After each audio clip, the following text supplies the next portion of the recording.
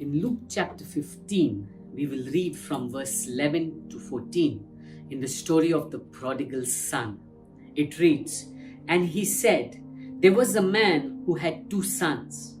The younger of them said to his father, Father, give me the share of property that is coming to me. And he divided his property between them. Not many days later, the younger son gathered all he had and took a journey into a far country. And there he squandered his property in reckless living. And when he had spent everything, a severe famine arose in that country, and he began to be in need." Verse 15, "So he went and hired himself out to one of the citizens of that country, who sent him into his fields to feed pigs." We see the story of the prodigal son. The whole story begins with the 2 sons in the house of the father. And one of the sons asks the father for his share of the property. Now, according to the customs of the times of Jesus, till the father died, the share of the property would never be divided among the sons. In fact, to ask for the share of your property when the father was alive was as good as declaring, "Father, you are dead to me."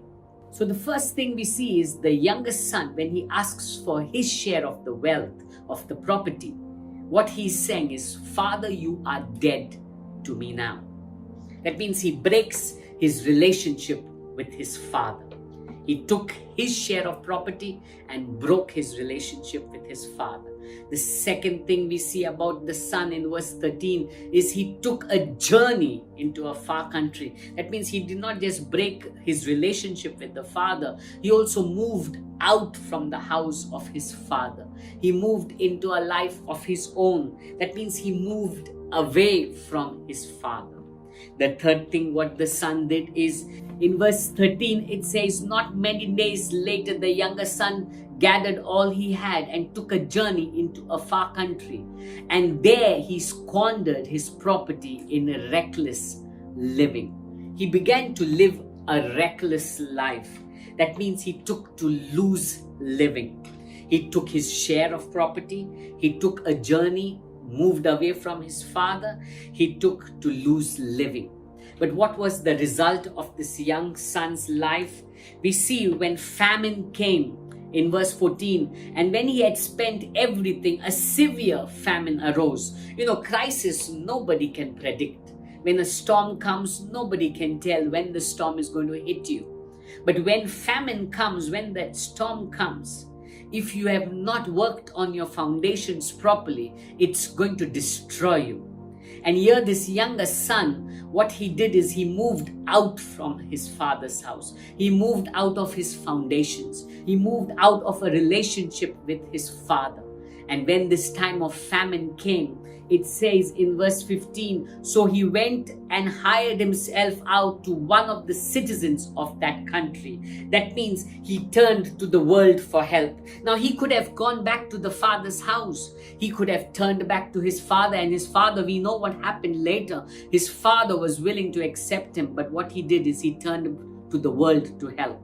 And what did the world offer him? The world offered him fellowship with pigs. That means his life deteriorated. His life became worse.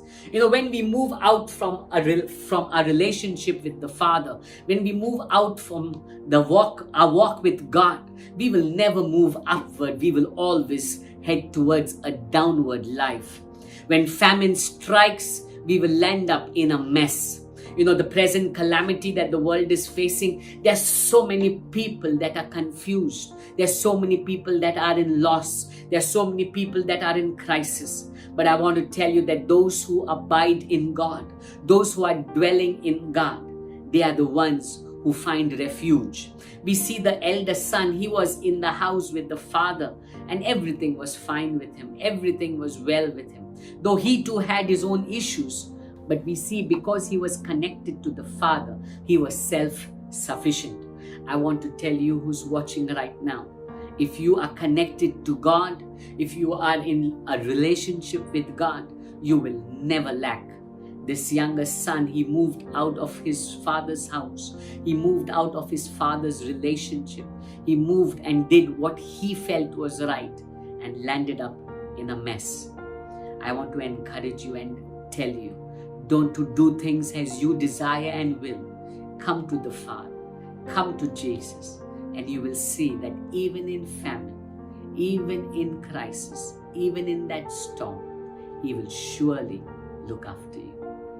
God bless you.